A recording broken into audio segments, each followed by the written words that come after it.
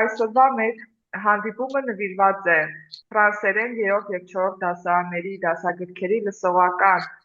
բնույթի առաջադրանքների մեթոդական խորհուրդների վերհանմանը քննարկմանը եւ գուցե եւ ձեզնից նաեւ մարդիկ եղել են ովքեր հարցեր են գրել մեր հարցադարանում, հարթակում, բացի գրանցումը նաեւ որոշ հարցեր նկատառել են այս թեմայի հետ կապված։ Եվ մեր այսօրվա բանախոսը ֆրանսերեն 3 և 4 դասարանների դասագրքերի մեր սիրելի հեղինակ Մարգարիտա Հարությունյանն է։ Խնդրեմ, սիրելի տիկին Հարությունյան, խոսքը ձերն է։ Շնորհակալ եմ Անի ջան, շնորհակալ եմ իմ գործընկերներին զանգահրատարակչությանը այս հնարավորության համար, ուրախ եմ տեսնել ձեզ այստեղ նույն հարթակում, այն պարզ գիտակցումով, որ եւ ուսուցիչները եւ դասագրքերի հեղինակները հակամարտող կողմեր չեն, այլ գտնվում են միևնույն նավում եւ նմանատիպ հանդիպումներն են, որ մեզ հնարավորություն են տալիս միասին քննարկելու այն բոլոր բացերը, թերացումները, խնդիրները կամ մեթոդական աջակցության ակնկալիքները, որ դուք ունեք դասագրքի հետ աշխատելիս, այս հնարավորություններն են, որ մեզ ստիպում են համագործակցային միջավայրում աշխատել եւ կրթական գործընթացը դասագրքերի հետ աշխատանքը ծառայեցնել մեր երեխաների կրթությունն ավելի լավ կազմակերպելու համար։ Ուզում եմ նշել, որ այսուհետ իմ աշխատանքային գործունեությունը շարունակելու եմ զանգահրատարակչությունում եւ այս առումով ավելի շատ հնարավորություն ենք ունենալու ձեզ հետ միասին հանդիպելու, թիրախային վեբինարներ իրականացնելու, դասագրքի արդեն տիպային առաջադրանքների շուրջ, ոչ միայն ընդհանրական որպես օգտագործման մեթոդական խորհուրդներ, այլ նաև կոնկրետ առաջադրանքներին ուղղված, այդ թվում նաև պարբերաբար ձեզանից ստացվող մտահոգությունների, անհանգստությունների այս կամ այն առաջադրանքի շուրջ զրուցելու։ Այսօր ընտրված թեման օգտակար եւ կարեւոր եմ համարում այն պարզ պատճառով, որ ընդունված դասագրքերը, որոնք մինչ այժմ գործել են մեր երկրում որպես հանրակրթական ուսումնական հաստատությունների դասագրքեր, ունեցել են մի շատ կարևոր բաց։ Դրանք լսողական ունկնդրման առաջադրանքներն են, որոնք բացակայել են մեր դասագրքերում, թեև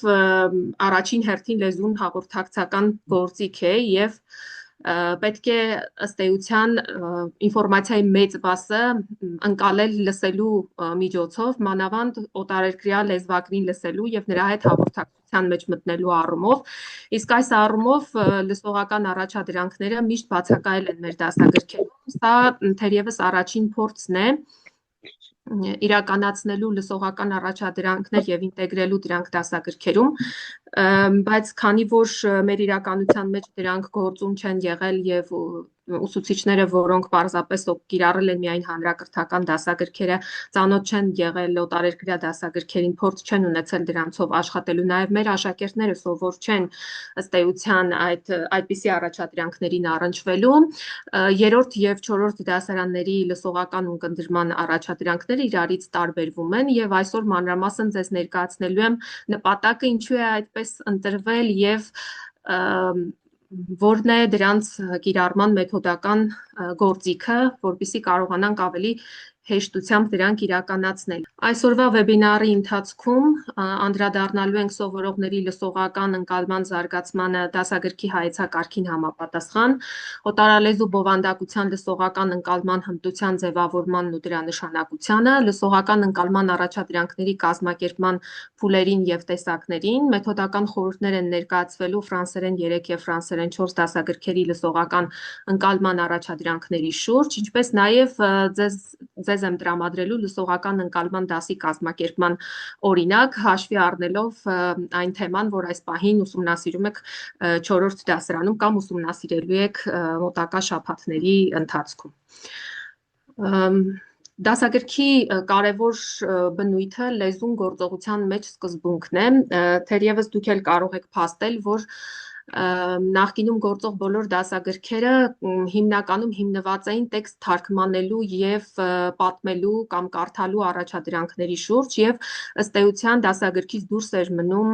լեզվի կարևորագույն համապիտանի գործիք լինելը, այն է հաղորդակցական գործառույթը։ Այս դասագրքերը եւ երրորդը եւ չորրորդը կազմված են լեզուն գործողության մեջ սկզբունքով եւ բոլոր առաջադրանքները մոդելավորում են մեկ ամբողջական լեզվական հմտություն, հմտություն, որը հետո բխեցնում է լեզվի կարևորագույն ֆունկցիային հաղորդակցությանը։ Եվ ակնհայտ ճշմարտություն է, որ լեզու ու խոսք սովորում են ոչ թե նախադասությունների եւ բառերի ցանկեր անգիր անելով, այլ կոնկրետ խոսքային իրավիճակներում։ Մենք փորձել ենք դասագրքի մեթոդաբանությունը կառուցել այնպես, որ լեզուն ներկայացվի հնարավորինս մոտ իրական կյանքին, գործառույթներով եւ առաջադրանքների տեսքով։ Լսողական ընկալման ֆունկցիան այս առումով լեզուն լեզվակրիտերի միջոցով ճանաչելու, ընկալելու եւ հնարավորինս իրական կյանքին մոտ դարձնելու լավագույն գործիքը լսողական ընկալման առաջադրանքներն են, որովհետեւ թերևս մեր իրականության մեջ, քանի որ հեռուստատեսությամբ օրինակ շատ չունենք գրեթե չունենք հաղորդաշարեր, որտեղ հնչում է ֆրանսերեն, միայն YouTube-յան կամ համացանցային տիրույթում կարող ենք փնտրել մուլտֆիլմեր եւ այլն, եւ ըստ էության դրանք չեն հեռարձակվում մասսայական լսարանի համար, ինչպես ռուսերենի պարագայում, միայն ձայնագրություններն են, որոնց միջոցով մենք կարող ենք հաղորդակից դառնալ լեզվակրի խոսքի։ Այս կապակցությամբ լսողական ընկալման առաջադրանքների դերը բավականին մեծ է, այն օգնում է սովորողներին բացահայտել բառապաշարը կոնկրետ իրավիճակներում, ծանոթանալ լեզվակիրների արտասանությանը, ճանաչել լեզվաբառարանական տարբեր կատեգորիաները հաղորդակցական իրավիճակներում, ճանաչել հնչարտաբերման առանձնահատկությանը, ճանաչել ծանոթ բառերը, հասկանալ ընդհանուր իմաստը կամ մանրամասները, ճանաչել քերականական կաղապարները կոնտեքստում, ոչ թե միայն որպես լեզվական միավոր, կատարել նշումներ սովորելու նոր խոսքային նմուշներ եւ իհարկե ծանոթանալ ուսումնասիրվող լեզվի լեզվակիրների քաղաքակրթության տարրերի հետ։ Օտարալեզու բովանդակությունն ունկնդրելու եւ ընկալելու կարողությունը պետք է ընդունենք եւ բոլորս էլ վստահ եմ, որ իրազեկ ենք դրանում, որ այն ուղղակի հմտություն չէ, որ սովորողը ունի բնատուր կամ միայն մայրենի լեզվին հաղորդակցվելու միջոցով հնարավոր չէ օտարալեզու բովանդակությունը լսել եւ ընկալել, հետեւաբար սա մի հմտություն է, որը աշակերտները սովորում եւ ձեռք են բերում, իսկ այդ գործառույթում ամենակարևոր ֆունկցիան ուսուցչին է վարժեցնել սովորողի ականջը լսողական առաջադրանքներին եւ լեզվակրի խոսքը հասկանալու գործընթացին։ Ինչպես դա մենք կարող ենք անել, որպեսզի մենք կարողանանք լսողական առաջադրանքների հետ աշխատել, սովորողների մոտ պետք է աստիճանաբար ձևավորենք հետևյալ հմտությունները. որոշել ձայնային մեդիայի թեման, տարբերակել հիմնականը երկրորդականից, լսել ձայնային մեդիան մինչև վերջ առանց բացթողումների, անկախ նրանից հասկանում ենք բովանդակության ամբողջությունը, թե ոչ, ձայնային մեդիան բաժանել իմաստային հատվածների, ճանաչել փաստերը, մտապահել ձայնային հաղորդագրությունը, հիմնարար կապեր հաստատել ձայնային մեդիայի տարերի միջև եւ իհարկե ընկալել խոսքը բնական արագությամբ։ Այս ամենը հմտություններ են, որոնք մենք սովորողների մոտ պետք է ձևավորենք, վարժեցնելով նրանց ականջը օտարալեզու բովանդակությանը։ Երկու դասագրքերում էլ ներկայացված ունկնդրման առաջադրանքները առկա են բոլոր թեմաներում։ Ձայնագրությունները արված են կոնկրետ հենց այս դասագրքերի համար, սա թերևս այս ձայնագրությունների առավելությունն է, որովհետև դրանք չեն վերցված պատահական կայքերից կամ YouTube-յան ալիքներից, այլ հարմարեցված են սովորողի հմտություններին, առկա բառապաշարային մակարդակին եւ թիրախավորված են կատարվում։ Երրորդ եւ չորրորդ դասարանների դասագրքերում լսողական առաջադրանքները ըստ էության բովանդակային առումով տարբերվում են իրարից, ինչպես խոսքի սկզբում նշեցի, քանի որ մեր իրականության մեջ ոչ աշակերտն է սովոր լսելու ֆրանսալեզու խոսք, ոչ էլ ուսուցիչն է սովոր կիրառել դրանք իր աշխատանքում, որպեսզի ստեղծենք փոքրիկ միջավայր, որտեղ աշակերտը հնարավորություն ունի ծանոթանալու լեզվակրի խոսքին, երրորդ դասարանի դասագրքում հիմնականում լսողական առաջադրանքները ներկայացված են ոչ դասական մեթոդաբանությամբ։ Ինչ է սա նշանակում։ Այստեղ լսողական առաջադրանքները որպես այդպիսին չունեն որևէ բան լսելու եւ հարցերին պատասխանելու սկզբունքով չեն արված, այլ արված է նրա համար, որպեսզի սովորողը կարողանա լեզվակրի արտասանության միջոցով ճանաչելու բառերը, հասկանալու դրանց իմաստը բառապատկերների միջոցով, տեքստը կարողանալ լսել եւ ընթերցել ճիշտ արտասանությամբ, նաեւ փոքրիկ օգտակար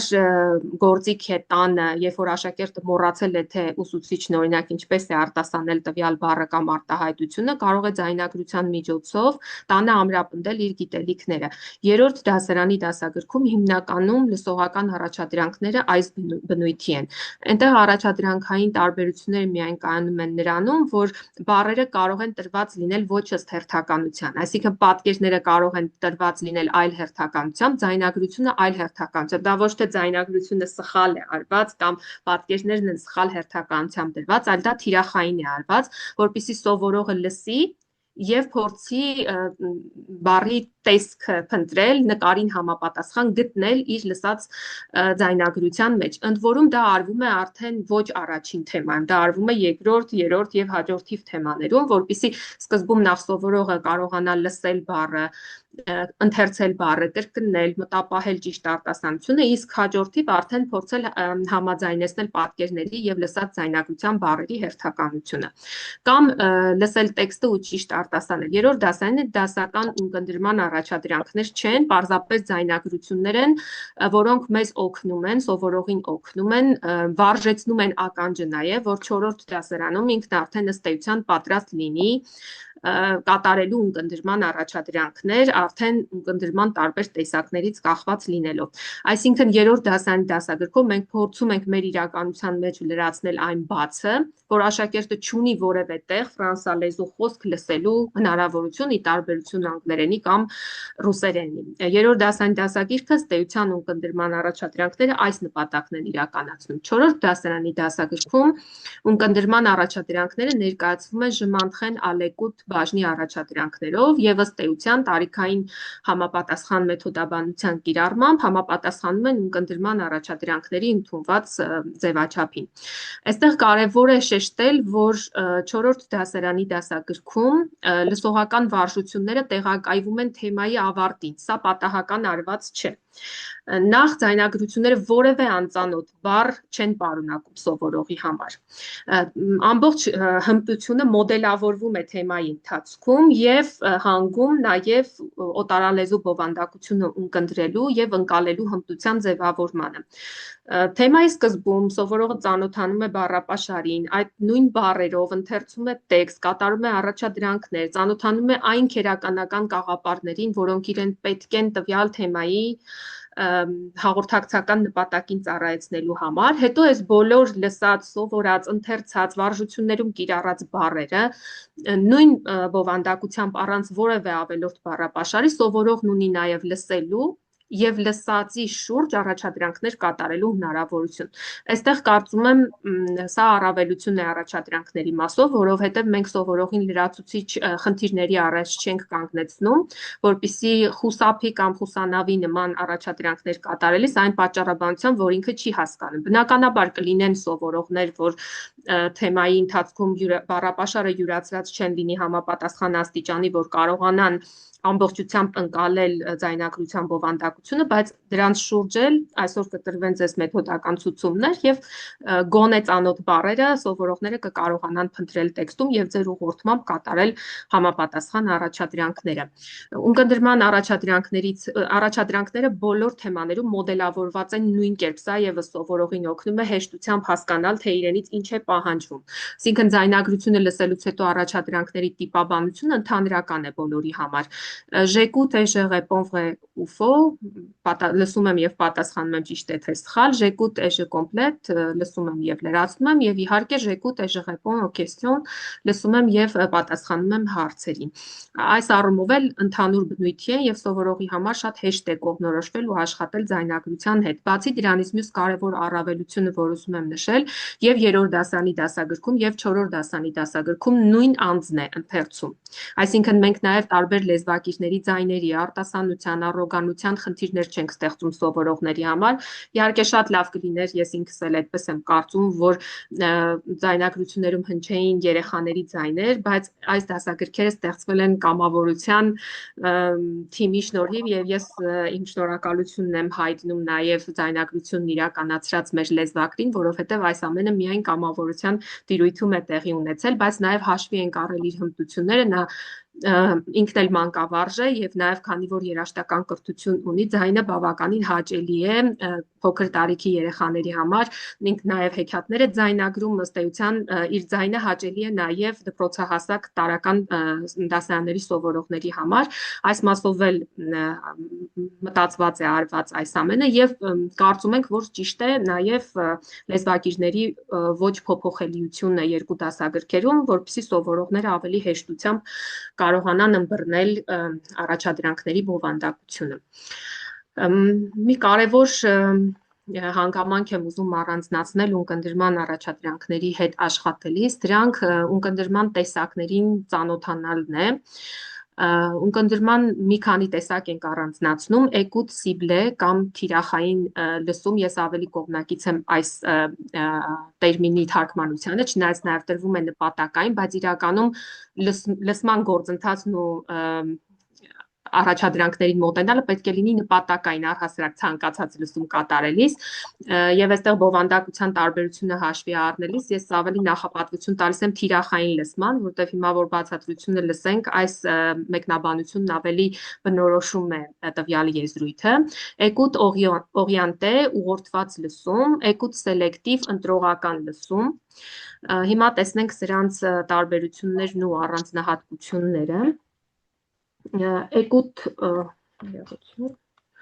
Էկուտ սիբլեի դեպքում մենք լսում կատարում ենք կոնկրետ լեզվական նպատակի համար, օրինակ լսել եւ գտնել ձայնագրության մեջ հնչող բոլոր կենդանիների անունները։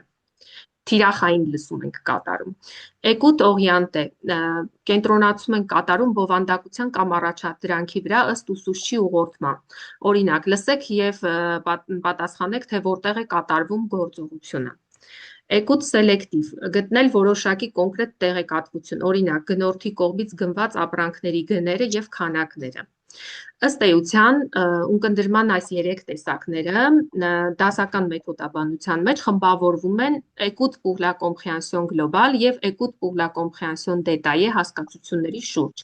Այսինքն երբ մենք լսում ենք ընդհանուր իմաստը հասկանալու համար եւ երբ լսում ենք մանրամասները հասկանալու համար, այս երկու լսման տեսակները իրականացնելիս մենք կատարում ենք նախորդիվ նշված եզրույթներով սահմանված ընտրողական վարժությունները, որպեսզի հասնենք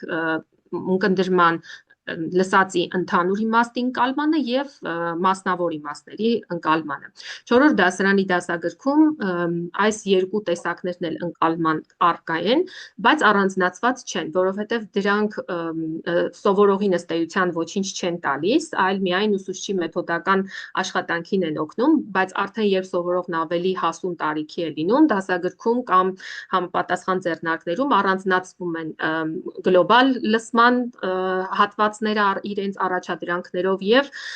նաեւ մանրամասն լսման առաջադրանքները, ինչպես նաեւ առաջադրանքների կազմակերպման փուլերը, որոնք 3-ն են՝ նախընթաց փուլ լսելուց առաջ կամ պրեէկուտ կամ ավանլեկուտ, տեքստային փուլ լսելու ընթացքում պանդան լեկուտ եւ հետընթաց փուլ լսելուց հետո ափխե լեկուտ։ Այս բաժանումները եւս կարող են հանդիպել բարձր դասարանների դասագրքերում եւ ձեռնարկներում, բայց տարական դասարանի սովորողին, քանի որ սա ոչինչ չի տալիս, այս փուլերով առաջադրանքների առանձնացում չենք կատարում, բայց արդյունավետ լսման իրականացման համար մենք պարտավոր ենք պահել այս փուլերը եւ համապատասխան մեթոդական հնարներ կիրառել, որպեսզի ունկնդրման առաջադրանքը արդյունավետ լինի եւ ծառայի մեր նպատակին։ Այսօր ձեզ ներկայացնելու եմ 4-րդ դասարանի ֆրանսերենի դասագրքի 3-րդ թեմայի դաս 8-ի H68 Օմարշե շուկայում երկխոսության վերաբերյալ ունկնդրման առաջադրանքներ իրականացնելու մեթոդաբանությունը, այսինքն այն ամենը, ինչ ներկայացրեցինք գործնականում, ինչպիսի տեսք կարող է ստանալ ու ինչպես հասնել արդյունավետ ունկնդրման։ Լսելուց առաջ հարկավոր է նախապատրաստել սովորողներին եւ փորձել պարզել նրանց նախնական գիտելիքները թեմայի շուրջ։ Կարող ենք տալ հետևյալ հարցերը. Observe le titre, de quoi va-t-on parler? Quel produit peut-on acheter au marché? Quel mot ou expression connais-tu déjà? Այսինքն կարող ենք գալ վերնագրից, որովհետև օմախշե վերնագիրը սովորողին արդեն ծանոթ է։ Փորձենք ակտիվացնել նրան, նախապատրաստել լսման գործընթացին եւ այս հարցերով նաեւ վերհանել բառապաշարային այն անհրաժեշտ մեխանիզմը, որ իրեն պետք կգա ունկնդրման առաջադրանքները կատարելիս վաճառողի եւ գնորդի արտահայտությունները, որոնք իրենք սովորել են երկխոսությունների ներքևում եւ հատուկ առանձնացված բաժնում ունեն ժղթիեն բաժնով ներկայացված այդ արտահայտությունները եւ կրկնել այն բառապաշարը, որ շուկայում կարող է կիրառել սովորողը գնորդի կամ վաճառողի դերում հանդես գալիս։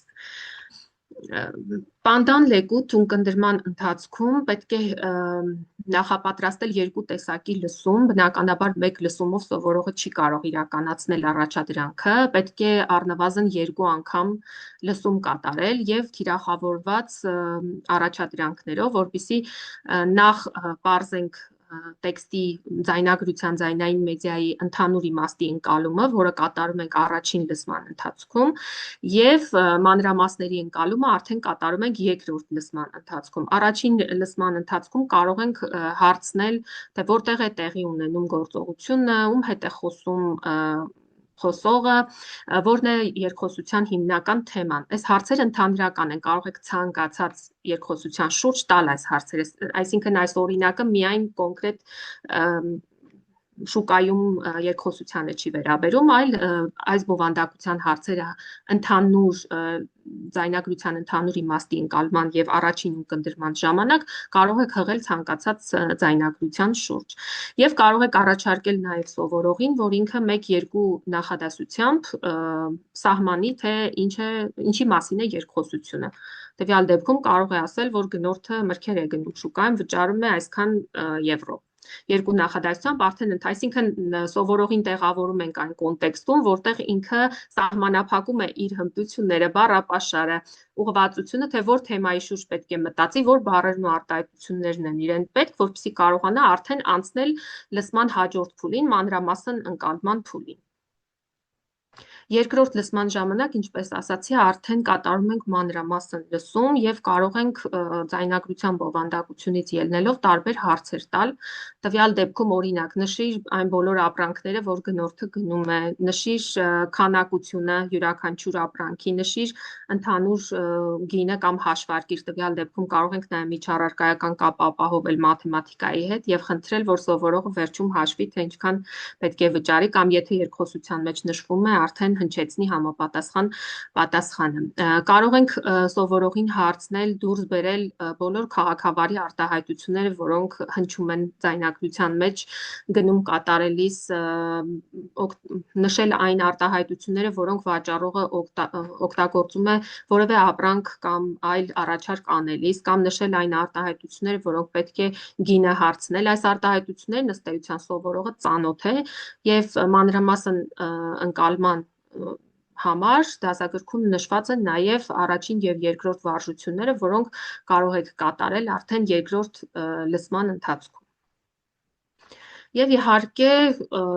լսելուց հետո էլ հարկավոր է ամրապնդել սովորողների գիտելիքները։ Տվյալ դեպքում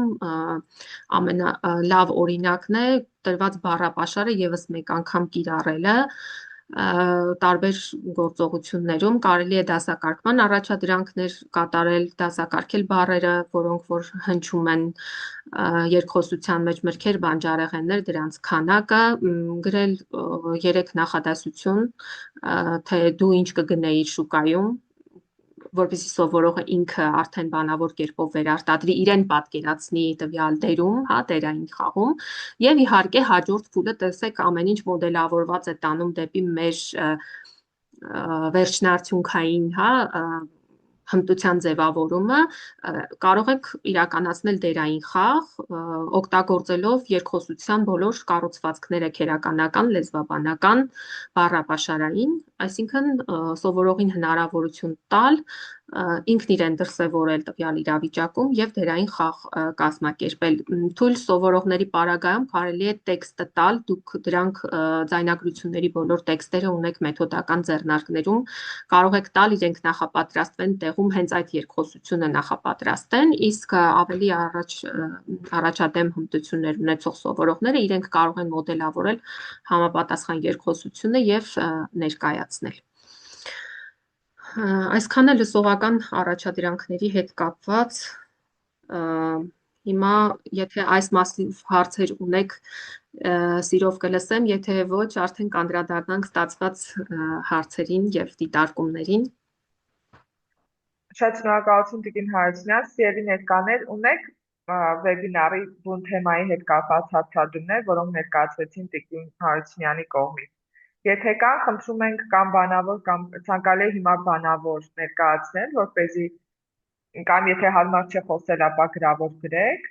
հենց այս ընթացիկ քննարկվածի հետ կապված։ Դրանից հետո Տիկին Հարությունյան կանդրադառնային հարցերին, որոնք արդեն մեզ ուղարկված էր հարցադրանի միջոցով։ Կան հարցեր, խնդրեմ։ Չկան։ Տիկին Հարությունյան, ներողություն կարելի է։ Հարցեր չէ, բայց առաջարկություններ, եթե կընդունվեն, դուք լավ գիտեք, որ ֆրանսերենը ընդամենը 2 դասաժամ է հատկացվում 4 դասարանում։ Ինքը շատ հետաքրքիր դասագիրք է, շատ խոսեցնում է ամեն դեպքում, բայց եկեք համաձայնվենք, որ շատ խրթին է ինքը 4 դասարանի համար, երբ ինքը ընդամենը աշակերտը այս լեզվի հետ հաղորդակցվում է, լեզվով հաղորդակցվում է, 3-րդ դասարանում 68 դասաժամից հետո, 3 երկար ամիս արձակուրդից հետո, ու միանգամից այս դասագիրքը ճիշտ է, ինքը շատ հետաքրքիր է, շատ խոսեցնող է ամեն ինչ, բայց ամեն դեպքում աշակերտին այս 2 դասաժամով ինքը մի քիչ բարդ է, կարելի է ավելի թեքերականություն, օրինակ 3-րդ դասարանի դասվարների հետ երբ զրուցում ենք, իրենք նոր բայի են ծանոթանում, բայի հասկացությանը, բայց մենք ամեն դեպքում անկանոն բայեր ենք անցնում, կարելի է մի քիչ գոնե պարզեցնել, կամ ուսումնական ծրագրով ժամանակը շատացնել ժամանակը գոնե այս բարդությամբ 4 դասաժամ գոնե շաբաթական պիտի ունենա աշակերտը։ Շնորհակալ եմ Անուշյան դիտարկումների համար, իհարկե ձեր բոլոր դիտարկումները ընդունվում են եւ ես դրանց անհամբեր եմ սպասում, որովհետեւ առանց ձեր դիտարկումների այս հետադարձ կապի հնարավոր չի լավարկել որևէ դասագիրք։ Ասեմ, որ ոչ մեկս էլ չենք կարծում, որ մեր ստեղծած դասագրքերը դրանք լավագույն դասագրքերն են, բայց եկեք ընդունենք մի բարձ ճշմարտություն, որ դասագրքի հեղինակը դասագիրքը գրում է առարկայական ծրագրի եւ չափորոշչի տրամաբանության մեջ։ Այս առումով մենք սահմանափակումներ ունենք որոշակի, այսինքն ես չեմ կարող իմ հեղինակային պատկերացումները ներդնել դասագրքում, եթե վերջնարդյունքների տիրույթում ինձանից պահանջվում է ավելի մեծ վերջնարդյունք, քան ես կարող եմ նախատեսել տվյալ տարիքի սովորողների համար կամ պատկերացնել նաև լինելով ուսուցիչ, նաև կիսելով ձեր մտահոգությունները։ Եթե դուք նայեք վերջնարդյունքները առարկայական ծրագրի, այս դասագիրքն ամբողջությամբ ծածկում է այդ վերջնարդյունքները, այսինքն կատարված է միայն դասագրքի չափորոշչի եւ ծրագրային պահանջների տիրույթում։ Իմ պատկերացումներն էլ, ձեր պատկերացումներն էլ ըստ էության տարբեր են ծրագրային առումով, բայց այս դասագրքի հետ էլ աշխատելիս հնարավոր է ճիշտ մոտեցման պարագայում եւ նվազեցնել այդ մտահոգությունները քերականության շուրջ եւ բառապաշարի շուրջ, եթե մենք ելի գանք այն հիմնական կետից, որը մեզանից պահանջվում է վերջնարդյունքներից։ Տեսեք, դուք նշում եք, որ ու նաև այդպես է, որ մայրենիում իրենք բայ հասկացությանը ծանոթանում են, ենթադրենք 4-րդ դասարանում առաջին անգամ։ Մեզ պետք չի, որ ֆրանսերենում ինքը իմանա բայը ինչ է։ Մենք այստեղ բայը ծառայեցնում ենք որպես գործիք հաղորդակցական ֆունկցիային, այսինքն իր համար բավարար է, որ ինքն իմանա, որ ֆեղը դա գործողություն է ցույց տալիս։ Անկանոն բայեր կան, որոնք մենք չենք կարող չինտեգրել տվյալ թեմայի մեջ, որովհետև առանց այդ անկանոն բայերի երեխան չի կարող խոսել։ Դրա համար միակ բանը, որ կարող եմ խորհուրդ տալ, եւ նաեւ դասակիցն էլ այդ տրամաբանության մեջ ստեղծված, եթե դուք նայեք տրված է բայի ամբողջական խոնարհումը, բայց դա չի նշանակում, որ սովորողը պարտավոր է դա իմանալ։ Մենք պարզապես դասագիրքը կառուցում ենք տարբեր հմտություններ եւ հնարավորություններ ունեցող սովորողների համար, այդ թվում նաեւ արտակարգ ընդունակություններ ունեցող սովորողների համար։ Տարական հատվածում, եթե դուք նայեք 3-րդում եւ 4-րդում, դուք որևէ տեքստում հազվադեպ որևէ տեղ կարող եք հանդիպել այլ դերանունների, բացի առաջին եւ երրորդ դեմքից։ Հետևաբար, եթե սովորողի համար տրված է քերականական նյութը, բավարար է միայն առաջին եւ երրորդ դեմքերի խոնարհումն իմանալը։ Մյուս բոլոր դեմքեր, բայց այդ դեպքում կասեք ինչու են տրված կամ ինչու կան առաջադրանքներ։ Երեխան կարող է խոնարհման բայի խոնարհումն իր ձեռքի տակ ունենալով վարժություններում լրացնել, որպեսզի ծանոթանա, որտեղ ձեզ էլ կարող է հարցնել, հիմա ոչ թե ես ապրում եմ Թուլուզում, այլ մենք ապրում ենք Թուլուզում, բա ոնց ասեմ։ Այդ պարագայում դուք ուղղորդում եք իրեն, որ ինքը կարող է նախադասությունը կազմել բայի խոնարհումից օգտվելով։ Նույնիսկ ես խորհուրդ եմ տալիս, որ դուք այդպես էլ անեք, բանավոր հարցադրումներ անեք, թող իրենք խոնարհումից օգտվելով նույն նախադասությունը վերաձևակերպեն այլ դեմքերով։ Սա հնարավորություն կտա հետագայում 5-րդ դասից սկսած ավելի շատ լեզվական քերականական գիտելիքների հիման վրա կառուցել արդեն ավելի բարդ քերականական գիտելիքներ։ Մի լարվեք, մի մտահոգվեք, որ պետք չի սովորողը այդ բոլոր դեմքերով այդ խոնարհումներն իմանա, առհասարակ դա անհրաժեշտ չի։ Օգտվելով կատարի վարժությունները, օգտվելով կազմի նախադասություններ, պարտադիր իմանա առաջին եւ երրորդ դեմքը, սա է մեզ բավարար։ Այնտեղ կարծեմ դուք եք երևի էլի գրել, հա, ցուցական դերանունների մասով, դա էլ է ծրագրի պահանջ։ Եթե նայեք, պարզապես ես պատկերային եմ տվել այդ նախադասությունները, այդ թվում նաև վարժությունը, որպեսզի սովորողի մոտ հնարավորինս հեշտ լինի, ավելի բարդ ձևակերպում, ավելի բարդ էլ բնականաբար կարող էինք տալ այդ թեման, բայց այնպես է տրված, որ խաղարկային նկարների եւ տարբերական Ես խաղերի միջոցով այսօր արեցի, դա սեղանին դրեցինք քրենական պիտույքներ ու ամենքից 2 հատ տարբեր գույնի աշակերտներից մեկը խնդրում էր տուր ինձ այս մեկը, տուր ինձ այն մյուսը, բայց ամեն դեպքում ինքը հիշելը, հետո կիրառելը 4 դասանցների մոտ ես շատ կուզենայի, որ ձեր այս դասագիրքը այնպիսին է, որ ամեն օր այն նույնիսկ այն ուսուցիչը, որ չի էլ ուզում աշխատի, դասագիրքը բացեց, էջին նայեց, ստիպում է իրեն աշխատել ու խոսեցնել։ Ինքը շատ պատկերավոր ու խոսեցնող է, իրոք ինքը ինձ շատ դուր է եկել, ավելի քան բոմբոյաժը, բայց ամեն դեպքում մի քիչ պլյոյի համար կարող է վերջնարդյունքներին համապատասխանելով ՀՊՉ-ի հետ համապատասխանեցված է, բայց բոլորս էլ խոստովանում ենք, որ ըստ դասաժամերի ինքը ընդունելի է, ճիշտ է։ Ինչ վերաբերում է դասաժամերին, ասեմ, որ տարական դասարանում օտար լեզվի բնագավառին բավականաչափ ժամականակ է տրամադրված, որ օտար լեզուներից մեկը կարելի է ուսումնասիրել մինչև 3.5 դասաժամով, մյուս օտար լեզուն 2 դասաժամով, սա ասում եմ նաև պատասխանատու կերպով, եղել եմ նաև կրթության կազմակերպիչ, շատ լավ գիտեմ ինչպես է կազմվում ուսումնական պլանը, ըստ էության դուք կարող եք հիմնավոր առաջարկություն ներկայացնել եւ դպրոցը ինքը որոշի դպրոցական բաղադրիչը ինչպես բաշխել, բայց այն դպրոցը, որտեղ ես աշխատում եմ, մենք անցնում ենք ռուսաց լեզուն խորացված եւ անցնում ենք նաեւ 2 օտար լեզու 5-րդ դասարանից ու օտար լեզվի բնագավառի ժամանականակը դիրավ բավականացնում է այդ գործընթացը կազմակերպելու մասով։ Այս մասով դուք կարող եք հիմնավոր, իհարկե ձեր դպրոցում կքննարկվի, ձեր մանկավարժական խորհուրդը կորոշի, լսում եմ։ Հա, բաղադրիչի հետ կապված մի բան ասեմ ձեզ, որ ասում եք դիմեք դպրոցին տնօրենին։ Մենք դիմում ենք այդ հարցով, բայց այդ բաղադրիչ ժամերը նաև տալիս է մեկ այլ ուրիշ առարկաներ, որ ասում են ավելի կարևոր է, այնտեղ ավելի շատ է պետք, քան օտար լեզվին ֆրանսերենին։ Գիտեք, բաղադրիչի առաջարկությունը այդ 2 բաղադրիչը հազիվ բաշխում են մեկ այլ ուրիշ ժամերին, ասենք տալիս են մայրենի, տալիս են մաթեմատիկա, չեն տալիս օտար լեզու։ Գիտեք, չեն կարող մայրենին կամ մաթեմատիկային տալ, մայրենին այլ բնագավառի առարկա է, մաթեմատիկան այլ բնագավառի առարկա է,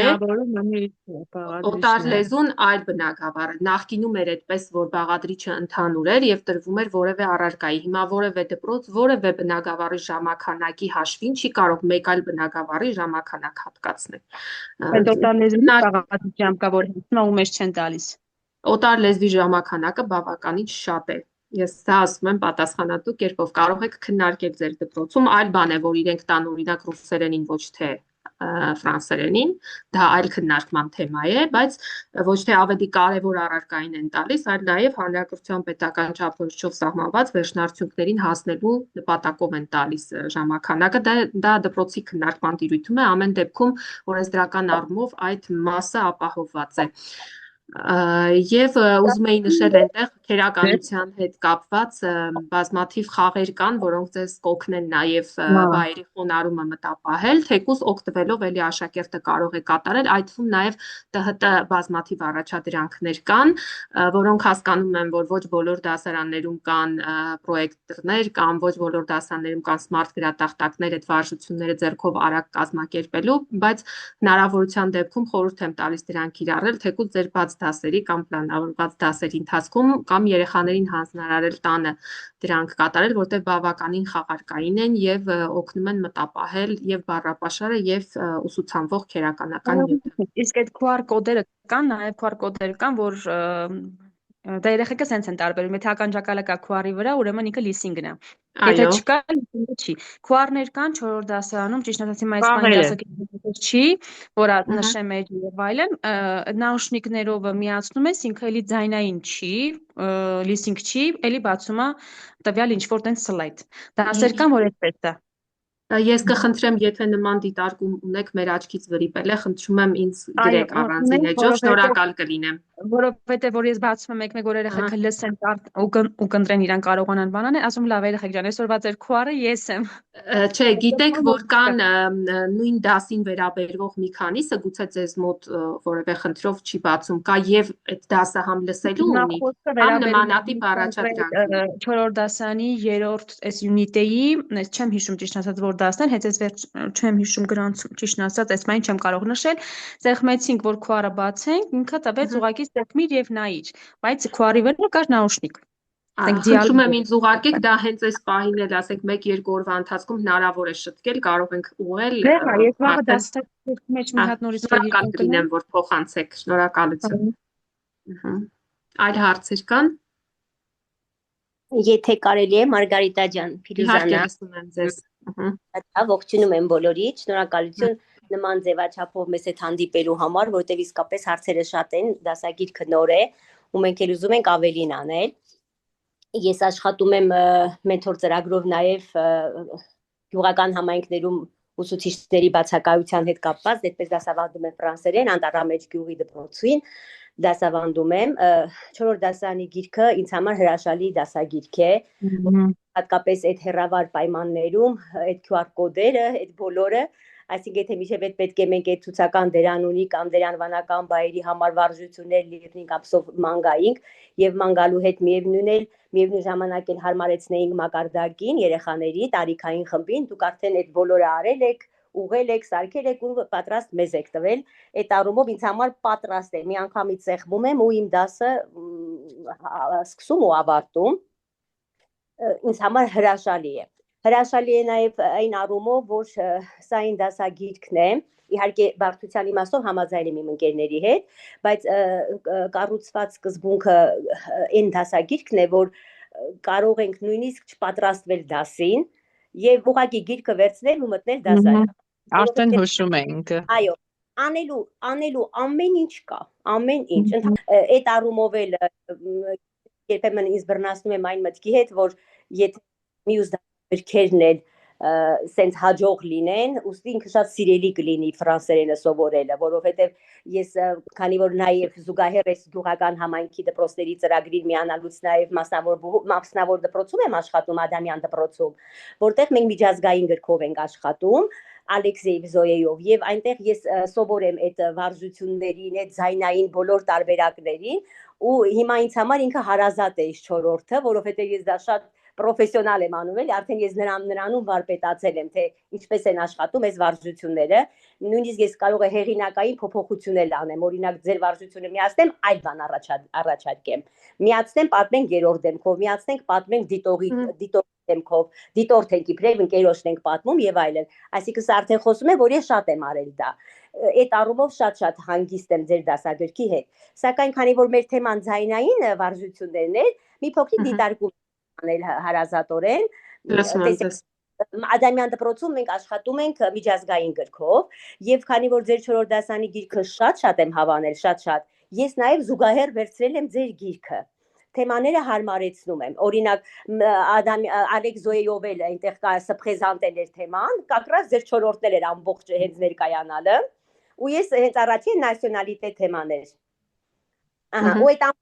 ինքը զուգահեռներ տարանք ու շատ լավ դա ստացվեց, այդ առումով ինքը շատ լավ էր, այո, հիմա քանի որ մենք գիրքը չունենք, ես իրենց PDF եմ դարձնում էլեկտրոնային գրքից ու իրանց տպում տալիս եմ, տպելու արդյունքում մենք կորցրեցինք դրոշների գույնը,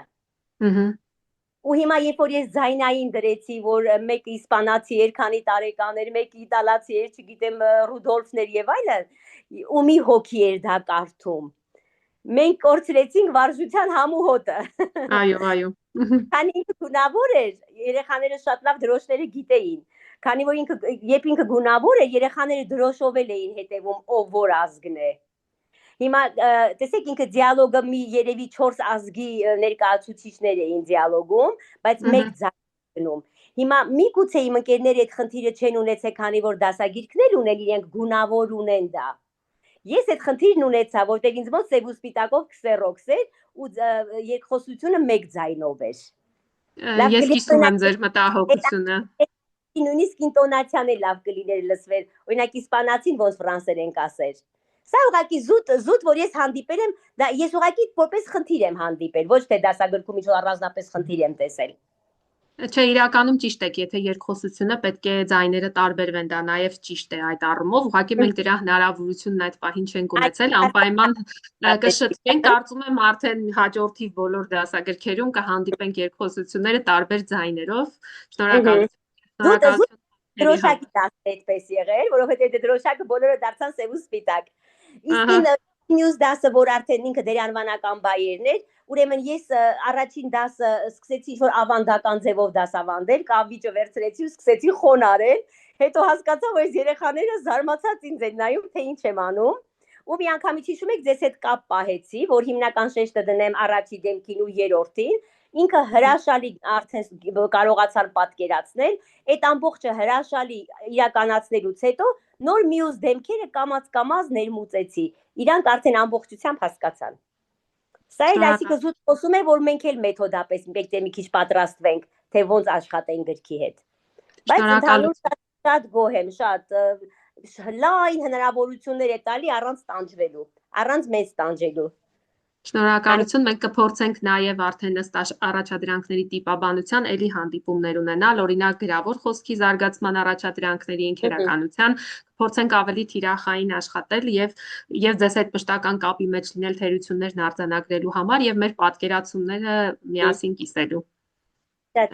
Արփինե ջան։ Շնորհակալություն Տիկին Փիրուզա բարի խոսքերի համար, շատ ոգևորիչ է մեզ համար։ Արփինե Զեյնալյան, խնդրենք ձեր հարցը լսում ենք։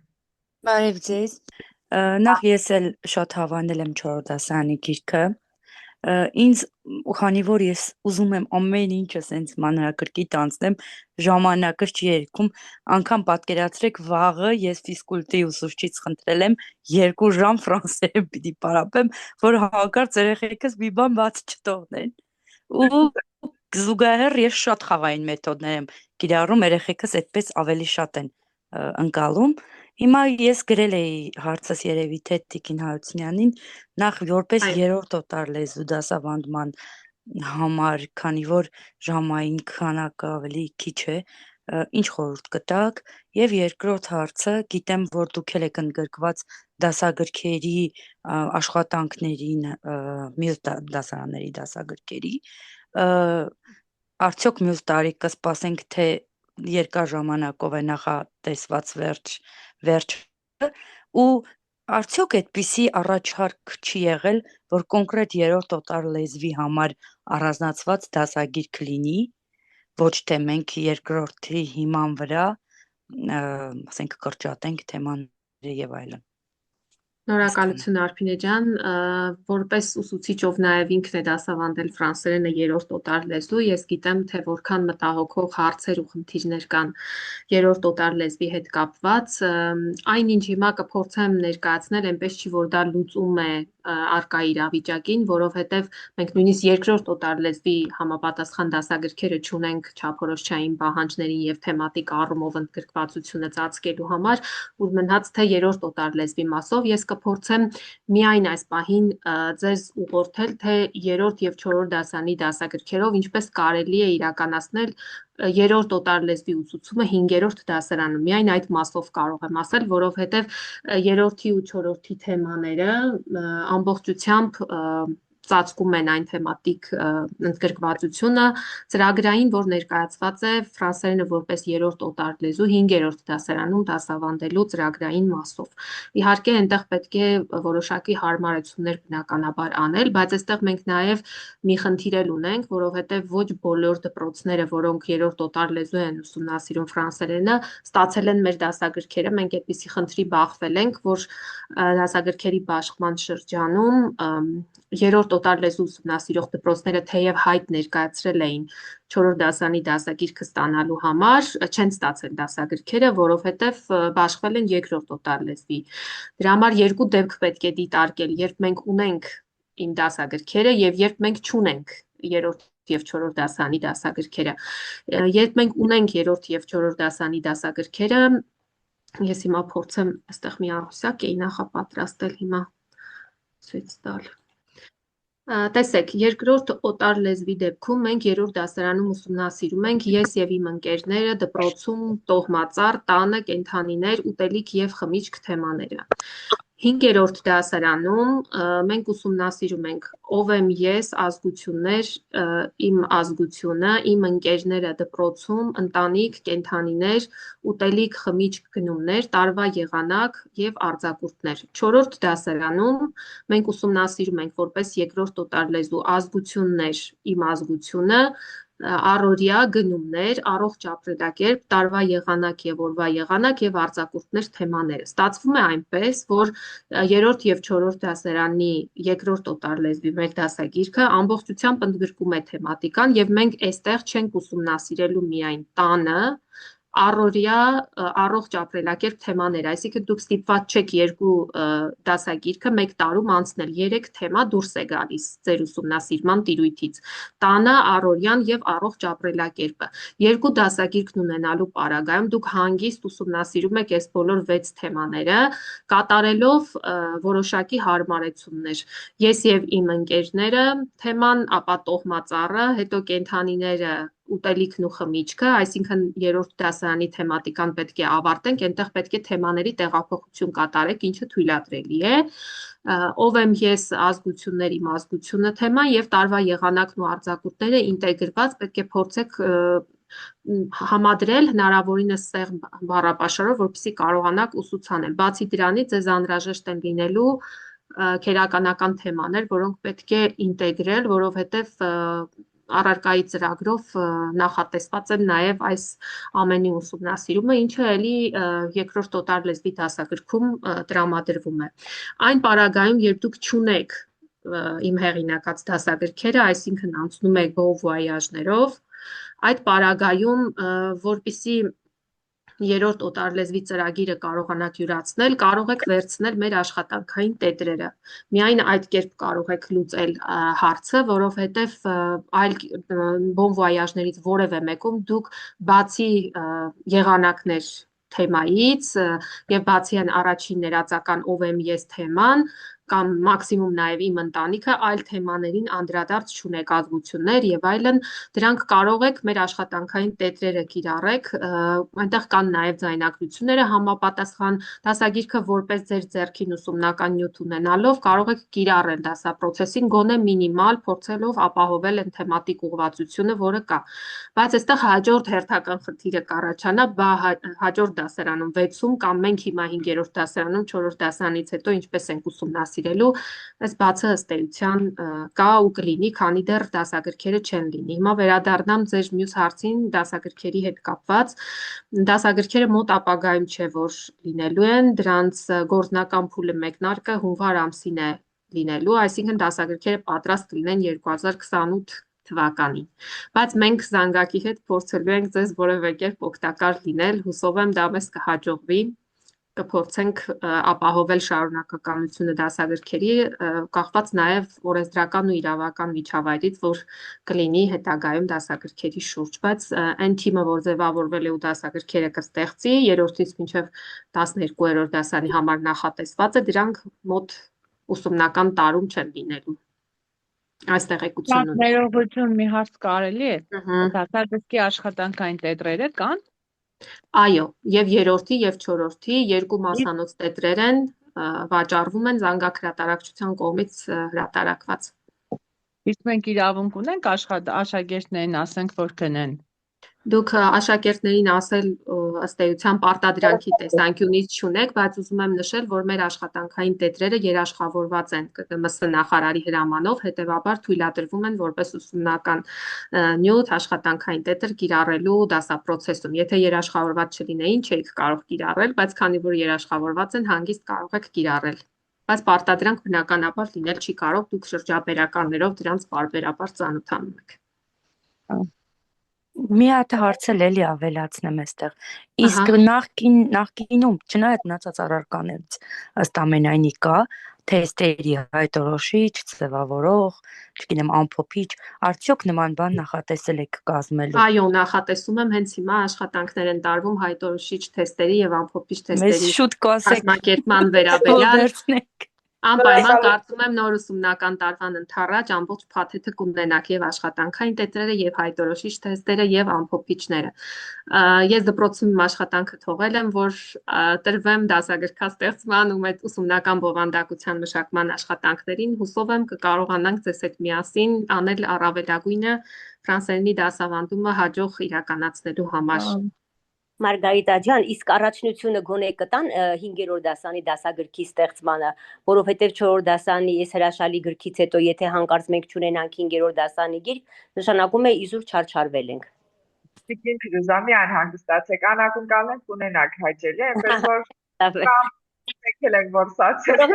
Դրանից հետո եթե նորից սովետի գիրքը բռնենք, հաստատ կտխրենք շատ։ Գոնե ինքը sense շարունակական էլի ստեղծվի, ոչ թե որ շատ բարի։ Շարունակականություն ապահովել։ Միջ Իրինա Գրիգորյանի հարցին անդրադառնալու Ժաննա Գևորգյանը ձեռք էր բարձրացրել, մենք ձեզ շատ սպասեցինք։ Տիկին Գևորգյան, խնդրեմ, հարց եթե դեռ ակտուալ է, համեցեք։ Բարև ձեզ։ Շարունակես հենց առուսման շրջանի հետ է կապված, ճիշտ է օգտագործում եմ տետրերը, որը նաև հրաշալի միջոց է իրենց ավելի մոտիվացնելու, ավելի լավ դեպի լավ ուսուցանելու, բայց մի դիտարկում տարերի ձևաչափերը շատ փոքր են։ Երեխաների մոտ այդ տարերի ձևաչափերը մտածում են, որ չգիտեմ, որն է տարը այսօրվա, որն է տարամիացությունը, կարելի է տպագրության մեջ մի քիչ խոշոր տարբերակով լինի, որ ավելի տեսանելի լինի։ Այդ է դիտարկումս, իսկ շնորհակալություն նաև մեր Մարգարիտա Հարությունյանին, որ նաև մեթոդական ուղեցույցում գրեթե ամեն ինչ տրված է, եւ ուսումնական պլանը, եւ բոլոր աշխատանքները, որը շատ հեշտացնում է մեր աշխատանքը, ուղղակի այնտեղից վերցնում ու սկսում ենք աշխատել։ Միայն այդ է խնդիրս իրոք 3-րդ դասարանի հետ է կապված, որ դժվարությունների են բախվում, կուզենայի խորհուրդներ իմանալ, եւ ինչպես անել, որ ավելի հեշտ ստացվի աշխատանքս։ Մինչ Տիկին Հարությունյան ձեր հարցին կպատասխանի, փորձեմ ես որոշակի պատասխան տալ տեխնիկական առումով, քանի որ ձևավորումը զանգակն է անում։ Խոսքը վերաբերում էր որ դասարանի տետրերի, թե 4-րդին, տարաչափի հետ կապված։ Չէ, դասագրքին, Գրքի երրորդ առաջապերը շատ փոքր են, չի երևում։ Երեխաներին որ տալիս ես նոր նյութը, ասում են որտեղ է տառը։ Այդ հաճախ դա եմ լսում։ Շատ փոքր է։ Մենք Այո։ իհարկե նախարարություններին համապատասխան ենք անում, բնականաբար տեխնիկական պահանջները պահելով, ինչ որ նախարարություն մեզնից ակնկալում է, բայց իհարկե կդիտարկենք ամեն դեպքում տարաչափ այնպիսին է եղել, ինչպիսին որ մեզնից պահանջել են, բայց մենք իհարկե կփորձենք ինչ խնդիր է։ Շատ շնորհակալություն։ Եթե դասագրքի մասին է միայն խոսքը։ Ես էլ եմ շնորհակալ։ Ձեր հարցը խնդրեմ ասեք, Տիկին Հարությունյան։ Դժվարության եմ բախվում, որովհետև դժվարությամբ են ընկալում։ Մենք իհարկե էլի առանձին ձևաչափով կանդրադառնանք, նախորդիվ տեղի ունեցած վեբինարի ընթացքում էլ այս մասին խոսել ենք, բայց առաջին հերթին շատ լավ հասկանում եմ այն բոլոր մտահոգությունները, որ դուք ունեք տառուսուցման հետ կապված, բայց պետք է ընդունենք մի իրողություն, որ մենք ըստ էության այբենարան հասկացություն այլևս չունենք։ Երրորդ դասանում մենք միանգամից սկսում ենք 6 թեմաների ուսումնասիրություն, այսինքն բանավոր խոսքի զարգացումը, տվյալ թեմայով հաղորդակցական հմտությունների զարգացմանը զուգահեռ է գնում տառուսուցումը։ Հետևաբար մենք չենք կարող տառուսուցմանը տրամադրել այնքան ժամանակ, ինչքան ժամանակ, որ տրամադրել ենք նախորդիվ։ Եթե այստեղ տեսնում եք, մեկ դասի ընթացքում մի քանի տառ ենք ուսումնասիրում, որովհետև թեմայի տառուսուցումը պետք է ավարտվի երրորդ թեմայից հետո։ Հետևաբար մենք ընդամենը 3 թեմայի շրջանակում պետք է տեղավորենք տառերի ուսուցմանն առնչվող մեր դասերը։ Տառերը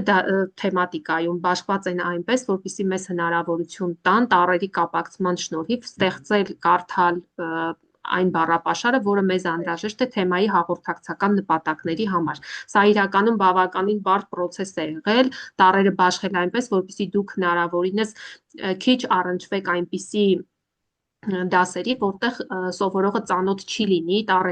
որոշակի տառերի։ Միայն առաջի թեմայի 1-2 դասում եւ հոգնակի թիվը x-ը կազմելիս այդ տառին ծանոթ չեք, բայց x-ին, քանի որ սովորողները եւ ռուսերենից են ծանոթ գրելավոճով, իհարկե այնտեղ տարբեր հնչյուն է եւ նաեւ իրենց մանկական խաղերից x եւ 0 այս խաղերին ծանոթ են, քանի որ հոգնակի թիվը ներմուծվում էր այդ ժամանակ ու նաեւ ը տառակապակցությանը սովորողը ծանոթանում էր այդ ժամանակ, միանգամից այդտեղ տվել ենք, բայց x-ը ըստ էության խնդիր չէ սովորողի համար, որովհետև ինքը վաղուց ճանաչում է։ Ինչ վերաբերում է մի քանի տառ միանգամից անցնելուն, արդեն նշեցի, մենք պետք է ուսումնասիրենք այնպես, որ յուրաքանչյուր թեմայում 10 տառ ուսումնասիրենք, այսինքն եւ 3 թեմայի ընթացքում ավարտենք նաեւ տառակապակցությունների ուսումնասիրությունը, բայց տառերը պատահականությամբ չեն խմբավորված, եթե մի դասի ընթացքում մի քանի տառ է տրված, հիմնականում դրանցից 1 կամ 2-ը ռուսերենից իրենք ծանոթ են, այսինքն ըստ էության նոր հնչյունների եւ տառերի ավելի քիչ է ծանոթանալու խնդիր առաջանում եւ բացի դրանից մենք որոշ դեպքերում, ինչը նաեւ ապացուցում է ժամանակակից մանկավարժությունը, ավելի հեշտ է հնչյունների խմբավորմամբ տառերը հիշել։ Դուք կարող եք տեսնել, որ այնտեղ բոլոր ս հնչյունով գրվող բոլոր տառերին մենք միանգամից ենք ծանոթանում եւ այլն։ Ես հասկանում եմ այս մտահոգությունը, որ կա, իրականում դժվար է մեկ թեմայի ընթացքում մի քանի տառի ուսումնասիրությունը, բայց խաղարկային տարբեր մեթոդների կիրառմամբ հնարավոր է ամրապնդել։ Միայն մի բան եմ խնդրում, որպեսզի մտահոգություն է, որը պարբերաբար եմ լսում, չնայած այն ուսուցիչները, ում հետ քննարկում ենք, արդեն ըստ էության խնդիրներ չունենք այս մասով, վերաբերում է բառապատկերներին եւ այնտեղ տրված բառերին, որոնք շատ են կամ թեմատիկ առումով, օրինակ, դպրոց թեմային չեն առնչվում։ Դրանք տրված են միայն ընթերցանությունը սովորողների խրախուսելու համար, որպեսզի սովորողը բառապատկերների միջոցով կարողանա մտապահել տվյալ տառերը, բայց բառերի թարգմանությունը պետք է որ նա մտապահի, այսինքն կարող է մտապահել, եթե արտակարգ ընդունակություններ ունեցող սովորող է կամ ավելի շատ բառեր է կարողանում մտապահել, բայց մինիմալ պահանջը տվյալ թեմային առնչվող բառերն են։ Այսինքն, եթե մենք այնտեղ ունենք դպրոց թեման ու գրատախտակ, մատիտ եւ այլն բառերի կողքին ունենք նաեւ այդ նույն հնչյունով ընթերցվող այլ բառեր, դրանք միայն տրված են ընթերցանությունն ամրապնդելու համար։ Պետք է հիշի թարգմանությունը միայն այն բառերի, որոնք իրեն պետք են տվյալ թեմայի հաղորդակցական նպատակի համար։ Այս մասով գուցե ձեր աշխատանքը մի փոքր ավելի կհեշտանա, որտեղ շատերին թվում է, թե այդ ամբողջ ծավալը պետք է մտապահել կամ հիշել։ Նախ շնորհակալություն եմ հայտնում 3-րդ եւ 4-րդ դասարանի դասագրքերի համար, որովհետեւ մեր հոգսը շատ թեթևացել է։ Իրոք կիսում եմ իմ գոլեգաների կարծիքը, որ որ առանց պատրաստվելու կարող ենք գնալ, իսկ այն որ մյուս դասարանների համար մինչև 2-3 առանց դասագրքի չարչարվում ենք ու հույսով սպասում ենք, որ գիրք կունենանք վերջապես։ Շնորհակալություն, որ գոնե աշակերտի նման այն օրը, որ օրը 3-րդ ու 4-րդ ունենք, հանգիստ խղճով գնում ենք դպրոց, իսկ մյուս դասերի համար տառապում ենք, որպեսզի պայքարենք ֆրանսերեն լեզվի դասավանդման համար։ Խորին շնորհակալություն ձեզ։ Ձեզ եմ շնորհակալ։ Իսկ այն դժվարությունը երևի քերականության համար էր ինձ համար, բայց չգիտեմ ճիշտ եմ անում, թե չէ, ես տերմիններով չեմ բացատրում, որպեսզի երեխաների մոտ ավելի մոտ լինի։ Ես ավելի շատ առօրյային կապելով, որովհետև որ տերմինները լսում են, վախենում են, այսպես զարմացած նայում են։ Ճիշտ եմ անում, թե չէ։ Շատ ճիշտ եք անում։ Իրենք քերականությանը պետք է չծանոթանան որպես լեզվական միավոր, բայը որպես լեզվական միավոր, որ ժամանակակից բանով երեխեք արդեն խոսում են 3-4 դասանից, դա հիանալի բան է, այսինքն ժամանակակից ձևով օտար լեզու են սովորում։ Հուսով եմ մյուս դասագրքերն էլ այդպեսին կլինեն ու մենք վերջապես անհոգ կգնանք դպրոց։ Հուսանք։ Շնորհակալություն շատ դիտարկումների համար։ Ես նաև սպասում եմ ձեր հարցադրումներին, կարող եք եւ ինձ անհատապես գրել, կարող եք նաև մեյլին գրել,